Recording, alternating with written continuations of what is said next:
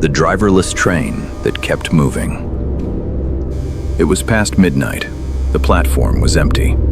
The station lights flickered in the cold air, and somewhere on the tracks, a train was moving, picking up speed, passing signal after signal, moving through the dark with no one at the controls. No driver, no crew, no one inside. Just a train running on its own.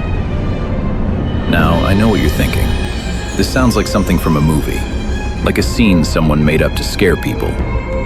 But this actually happened in real life, on a real railway system. And what happened next, and why it happened, is one of the most fascinating, most terrifying, and most important stories in the history of modern transportation. So let's go back to the beginning. Trains have been running for almost 200 years. And from the very first day, there has always been one rule, one golden rule that never changes. A train must always have a qualified person at the controls, someone who is awake, someone who is alert, someone who is responsible for every single person on board and every single person living near those tracks. That rule exists because trains are not like cars. You cannot swerve a train. You cannot brake a train in seconds. A fully loaded freight train moving at highway speed can take over a mile to stop. A mile. That means by the time a driver sees danger ahead, the decision to stop had to be made long before that moment. This is why railway safety is built on layers, systems inside systems, backups on top of backups. Because the people who designed these systems understood something deeply human, that people make mistakes, that attention fades, that in the middle of a long, quiet night shift, on a train humming steadily through the dark, even a trained professional can drift. And that is exactly what happened. The incident I'm about to describe is known in railway history as a runaway train event. And while there have been several such incidents recorded around the world, one of the most remarkable happened in Australia, in the state of Western Australia, in 2018. The train involved was not a passenger train carrying hundreds of people. It was a massive iron ore freight train, one of the longest and heaviest trains on the planet. Owned and operated by Rio Tinto, one of the world's largest mining companies, these trains run through the remote Pilbara region, vast stretches of red desert, no towns, no crossings, no people for hundreds of kilometers. The train was over 2.5 kilometers long. It carried thousands of tons of iron ore. And it had, at one point, a driver. Here is what the investigation later revealed. The driver had been managing a technical issue on board. At some point during this process, he stepped off the locomotive, briefly, to inspect something on the train. It was a routine action, the kind of thing that happens. But what happened next was not routine at all. The train started moving. Slowly at first, creeping forward. And by the time the driver realized what was happening, by the time he tried to get back on board, it was too late. The train was already beyond his reach, already building momentum on a slight downward gradient, already becoming something that could not be stopped by one man on foot in the middle of the Australian desert. He watched it go. And then he did the only thing he could do. He called it in. Rail traffic controllers received the alert. And in that moment, the situation shifted from an operational issue to an emergency. Because this was not a small train. This was not a slow train. This was a 2.5 kilometer long freight train carrying thousands of tons of iron ore, now accelerating through a remote railway corridor, completely unmanned, with no one at the controls and nothing to stop it.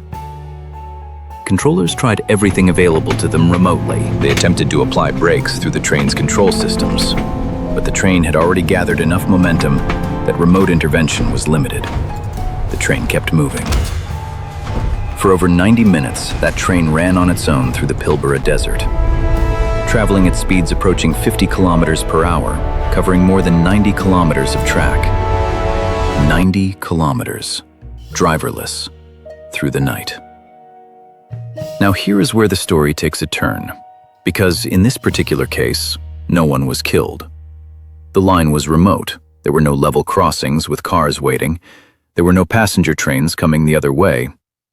And the investigators who came afterward, the engineers, the safety analysts, they all said the same thing. So, we were lucky. about the game last night. Not safe, lucky. And there is a very big difference between those two words. Because when an investigation is launched after an incident like this, the question is never just, what went wrong this time? The real question is, how many times did this almost happen before? And what systems failed to prevent it? In this case, investigators found multiple layers of failure, not just human error, but systemic gaps. The train was equipped with a dead man's device, a safety mechanism that requires the driver to physically engage with the control at regular intervals. If the driver doesn't respond, the system is supposed to apply the brakes automatically. But the device had been suppressed, deliberately set aside during the technical procedure the driver was performing. This was a known workaround, something that happened in practice even if it wasn't officially permitted. A small shortcut. The kind of shortcut that exists quietly in many industries, in many workplaces, until one day it doesn't stay quiet anymore. This is what safety experts call normalization of deviance, a term coined by sociologist Diane Vaughan after studying the Challenger space shuttle disaster. It describes what happens when small rule bending becomes routine, when shortcuts stop feeling dangerous because nothing bad has happened yet, when the gap between what the manual says and what actually happens on the ground grows wider and wider, and nobody notices because every day the outcome is fine. Until it isn't.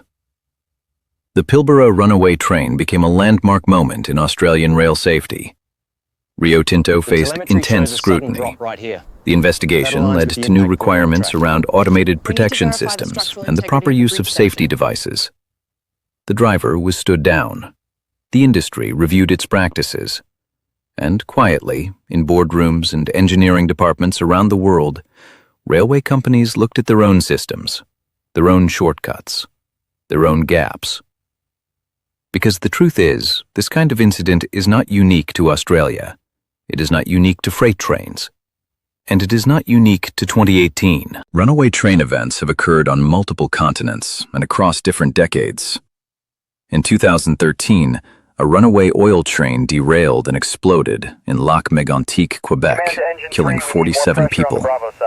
The driver had set the handbrakes and left the train unattended overnight, and the brakes failed. The train rolled downhill into the town center. 47 people.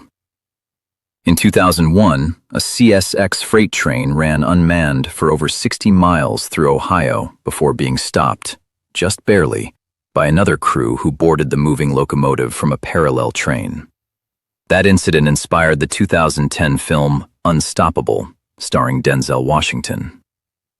In each of these cases, in every runaway train event in history, the pattern is the same. Human factors, system gaps, and the terrible arithmetic of momentum. But here is what I want you to understand, because this is not just a story about trains. This is a story about the systems we build to protect ourselves, and the ways those systems quietly fail when no one is watching. We build safety into everything. Cars have seatbelts and airbags. Planes have autopilot and co-pilots. Hospitals have checklists and double verifications. Railways have deadman switches and signal controls and traffic management centers. All of these layers exist because we've always known, that human beings are not machines. We get tired, we get distracted, we make decisions under pressure that we wouldn't make in a classroom. The systems are there to catch us when we fall. But systems need maintenance, systems need culture, systems need people who take them seriously, even when nothing bad has happened in a long time. Especially when nothing bad has happened in a long time. Because the long quiet periods are not proof that everything is fine.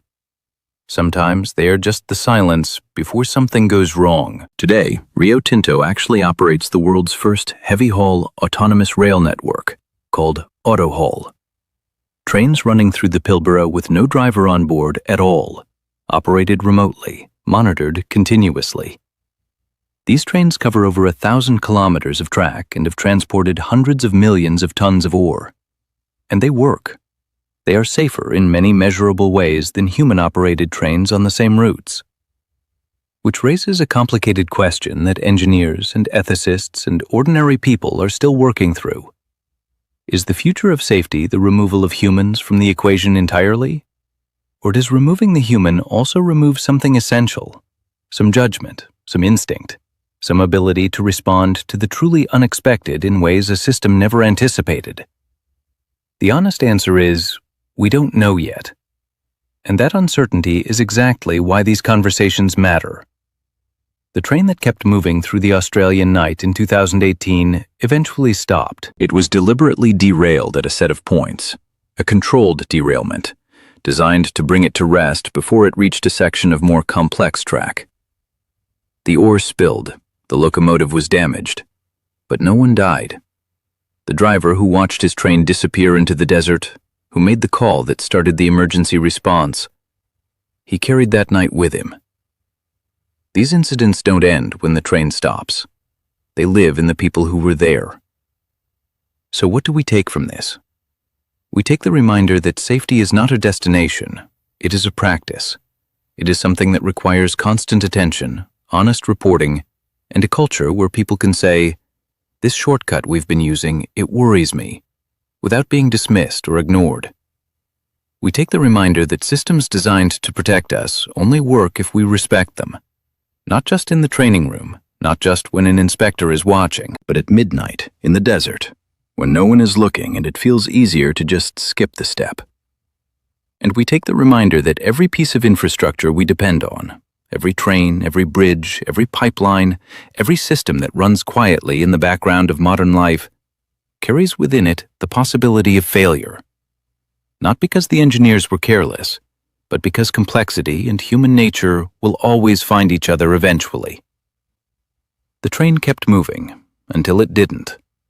And the question we have to keep asking every time in every industry is, what are we doing right now to make sure we don't need to be lucky next time?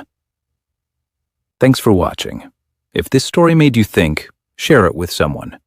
Subscribe for more human documentary content, and leave a comment. I read every single one.